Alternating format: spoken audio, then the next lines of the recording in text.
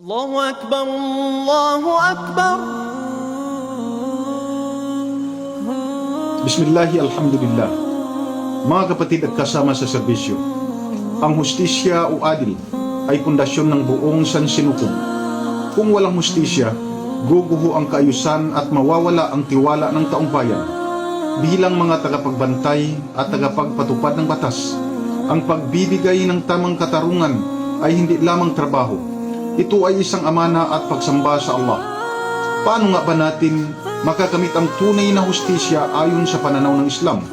Una, dapat walang kinikilingan. Pangalawa, dapat nakabatay sa katotohanan at ebidensya.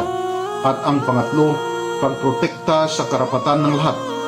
Bilang pulis, ang tungkulin natin ay protektahan ang inosente at panagutin ang may sala. Ang hustisya ay nangangahulugan na walang sino man ang maaring apihin. Ang pagpabaya sa tungkulin o pagpayag sa pang-aabuso ay isang uri ng kawalan ng hustisya. Mga kapatid, huwag nating hayaang manaig ang kasamaan o ang maling sistema.